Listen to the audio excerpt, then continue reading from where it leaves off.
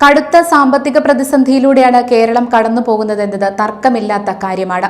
നിത്യച്ചെലവ് മുടങ്ങാതെ പോകുന്നു എന്നല്ലാതെ പല കാര്യങ്ങളിലും സ്ഥിതി പരുങ്ങലിലാണ്. കുടിശ്ശികകൾ കൊടുത്തു തീർക്കാൻ കഴിയുന്നില്ല എന്നതാണ് പ്രധാന പ്രശ്നം. സർക്കാരിന്റെ വരവും ചെലവും ഒത്തുപോകുന്നില്ല. വരവിനേക്കാൾ ചെലവ് വർദ്ധിക്കുമ്പോൾ കുടിശ്ശിക വരും. കുടിശ്ശിക വീട്ടാൻ കടമെടുക്കുകയാണ് പതിവ്. ബിസിനസ്സുകാരോ വ്യക്തികളോ കടമെടുക്കുന്നത് പോലെയല്ല സർക്കാരിന്റെ കടമെടുപ്പ്. വ്യക്തികൾക്കും ബിസിനസ്സുകാർക്കും സിബിൽ സ്കോറും ആസ്തിയും ഉണ്ടെങ്കിൽ ബാങ്കിൽ നിന്ന് കടം കിട്ടും. പക്ഷേ കേരള സർക്കാരിന്റെ സ്ഥിതി അങ്ങനെയല്ല. ബാങ്കുകൾ കടം തരാമെന്ന് പറഞ്ഞാലും കേന്ദ്ര സർക്കാർ അത് സമ്മതിക്കില്ല. കേന്ദ്ര സംസ്ഥാന സർക്കാരുകൾക്ക് കടമെടുക്കുന്നതിന് നിയമപരമായ നിബന്ധനകളുണ്ട്.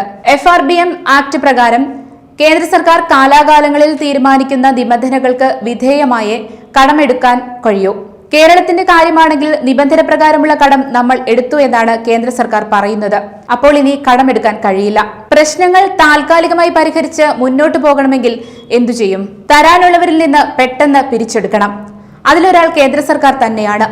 സംസ്ഥാന സർക്കാർ ജനങ്ങൾക്ക് കൈമാറുന്ന പല സബ്സിഡികളിലും കേന്ദ്ര വിഹിതമുണ്ട്. അത് പെട്ടെന്ന് നൽകുക എന്നതാണ് ഒരു കാര്യം. GST പോലുള്ള നികുതി ഇനങ്ങളിൽ കേന്ദ്രം പിരിച്ച് സംസ്ഥാനത്തിന് കൈമാറേണ്ട വിഹിതമുണ്ട്, IGST എന്ന പേരിൽ. അന്തർ സംസ്ഥാന ചരക്ക് വിൽപ്പനയിൽ പിരിച്ചെടുക്കുന്ന തുകയുടെ പകുതി സംസ്ഥാനങ്ങൾക്ക് കൈമാറേണ്ട നികുതിയാണ്. ഇത് സമയബന്ധിതമായി ലഭിക്കുന്നില്ല എന്നതാണ് കേരള സർക്കാർ പറയുന്നത്. തരാനുള്ളവർ തരുന്നുമില്ല. വായ്പ വാങ്ങി പ്രശ്നം തീർക്കാൻ സമ്മതിക്കുന്നുമില്ല. ഇങ്ങനത്തെ സാഹചര്യമുണ്ടായാൽ വ്യക്തികളായാലും ബിസിനസ്സുകാരായാലും കർഷകരായാലും സർക്കാരുകളായാലും പ്രശ്നത്തിലാകും. കേരള സർക്കാർ ഇപ്പോൾ നേരിട്ടുകൊണ്ടിരിക്കുന്നത് ഇത്തരമൊരു പ്രതിസന്ധിയാണ്. കേന്ദ്ര സംസ്ഥാന സർക്കാരുകളുടെ പ്രധാന വരുമാനം നികുതികളാണ്. വരുമാന നികുതി, സെൻട്രൽ GST, സെസ്സുകൾ, സർചാർജുകൾ, GSTകൾ ഉൾപ്പെടെ എക്സൈസ്, കസ്റ്റംസ് ഡ്യൂട്ടി എന്നിവ പിരിക്കുന്നത് കേന്ദ്രമാണ്. സംസ്ഥാന GST, റവന്യൂ നികുതികൾ എന്നിവയാണ് സംസ്ഥാനങ്ങളുടെ നികുതി വരുമാനങ്ങൾ. കേന്ദ്രമോ സംസ്ഥാനമോ പിരിച്ചെടുക്കുന്ന നികുതികളെല്ലാം ഇന്ത്യയിൽ നടക്കുന്ന വ്യവഹാരങ്ങളിൽ നിന്നോ ഇന്ത്യക്കാരിൽ നിന്നോ ആണ് പിരിക്കുന്നത്.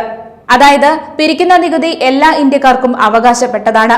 നമ്മുടെ രാജ്യം കോപ്പറേറ്റീവ് ഫെഡറലിസത്തിൽ അടിസ്ഥാനപ്പെടുത്തിയുള്ളതാണ്. കേന്ദ്രവും സംസ്ഥാനവും പ്രധാന നികുതികൾ പിരിക്കുന്നു.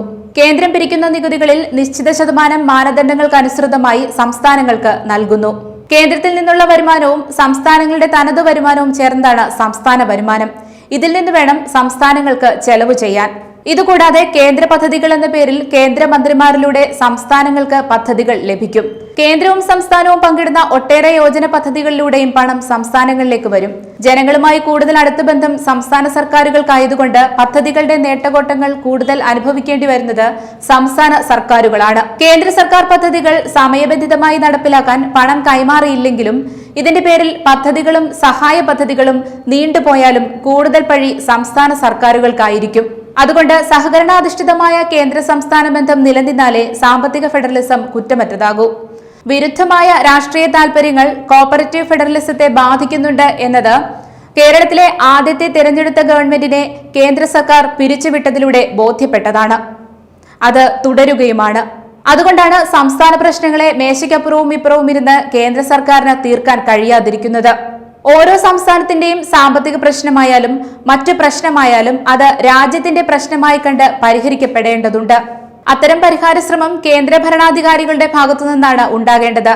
അത് ഉണ്ടാകുന്നില്ല എന്നതാണ് അടിസ്ഥാന പ്രശ്നം. പ്രധാനമായും കേരളത്തിന്റെ സാമ്പത്തിക പ്രശ്നങ്ങളുടെ കാരണങ്ങളെ രണ്ടായി തിരിക്കാം. കോപ്പറേറ്റീവ് ഫെഡറലിസത്തിന് നിരക്കാത്ത വിധത്തിലുള്ള കേരളത്തിന്റെ സാമ്പത്തിക അധികാര കേന്ദ്രീകരണമാണ് ഒന്നാമത്തേത്. ഇത് സംസ്ഥാനത്തിന്റെ ആവശ്യങ്ങൾക്കനുസൃതമായ വരുമാനം കണ്ടെത്തുന്നതിനുള്ള അധികാരത്തെ ഇല്ലാതാക്കുന്നു.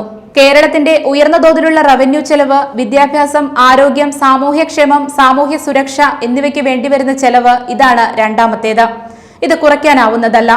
സ്വാഭാവികമായും കടം വർദ്ധിക്കുന്നു.